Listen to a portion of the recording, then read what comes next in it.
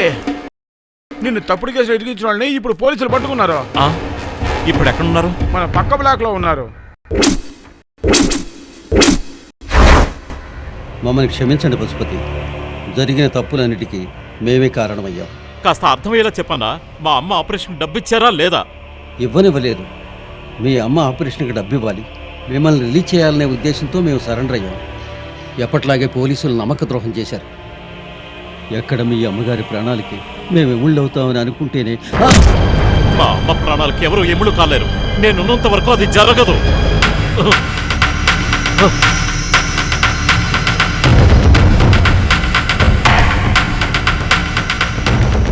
అన్నిటికీ తలాడిస్తూ కేర్లెస్ గా ఉండొద్దు. కరెక్ట్ చేయండి. మా అమ్మకి ఆపరేషన్ జరగాలని ఒకే కారణంతో నేను చెయ్యన్నారని ఒప్పుకొని లోపలికి వచ్చాను. మీరందరూ కలిసి మా అమ్మని చంపేలా ఉన్నారు. కావాలంటే నన్ను ఉరి తీయండి, కానీ మా అమ్మకి ఏమైనా జరిగిందో మిమ్మల్ని అందరినీ తగలబెట్టేస్తాను. నాకే వార్నింగ్ ఇస్తున్నావా? మీ అమ్మ తెస్తే ముఖం కూడా చూడకుండా చేస్తాను. నిన్ను ప్రాణాలతో వదిలిపెట్టను రా.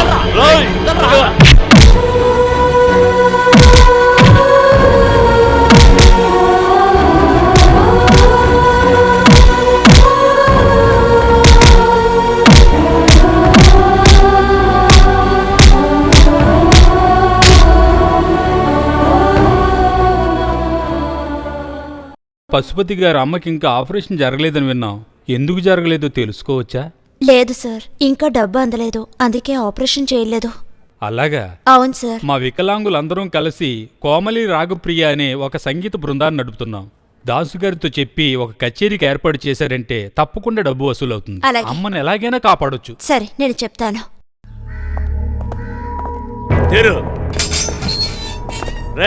తినకుండా నిరాహార దీక్ష చేసి మా ప్రాణం తీయకండిరా. తిని చావండిరా. పశుపతిని రిలీజ్ చేయకపోతే మేమేమి తినాం. అన్నాడు తినకుండా ఉంటారు. 4 రోజులు తినకుండా ఉంటే పేగులు మాడిపోతాయి. అప్పుడైనా తినాలి కదా. సార్, ఇక్కడికి వచ్చే ప్రతి ఖైదీలాగా మమ్మల్ని అనుకోకండి. మీరు పెట్టే అన్నం మట్టితో సమానం, విసిరికొట్టి వెళ్ళిపోతాం. తినకపోతే చావండిరా. మీరు చస్తే దేశానికి ఏమైనా నష్టమా? దేశానికి ఏమి నష్టం లేదు, మీకే. ఏంటి మాకా? మేము తిండి తినకుండా చస్తే చట్టం మీ దుంపదంచుద్ది. వచ్చే 13వ తేదీ మా ఇద్దరిని ప్రాణాలతో కోర్టులో నిలపాలి. ఇప్పుడు ఏం చేయమంటారా? పై అధికారులకు చెప్పి పశుపతిని రిలీజ్ చేయమని చెప్పండి, లేదంటే మానవ హక్కుల సంఘానికి సమాధానం చెప్పాల్సి ఉంటుంది. దోషులకి చట్టం గురించి మాకంటే ఎక్కువ తెలిసిపోతుందిరా. తిని చావండిరా. నేను వెళ్ళి మాట్లాడొస్తాను.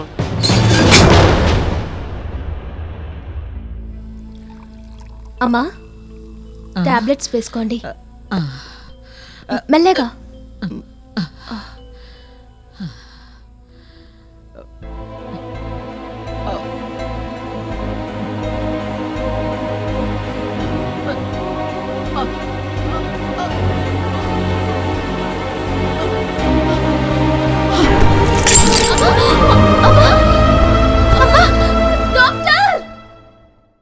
రాకెట్ లాంచర్ దొంగతనం కేసులో మొదటి ముద్దాయి అయిన పశుపతి తన తల్లి అనారోగ్య కారణంగా దాఖలు చేసిన బెయిల్ పిటిషన్ని పరిశీలించిన మీదట 50,000 రూపాయల పూచీకత్తుగా కట్టి ప్రతిరోజు ఉదయం సాయంత్రం సమీప పోలీస్ స్టేషన్లో సంతకం పెట్టవలసిందిగా ఆదేశిస్తూ ఈ కోర్టు బెయిల్ మంజూరు చేయడమైనది.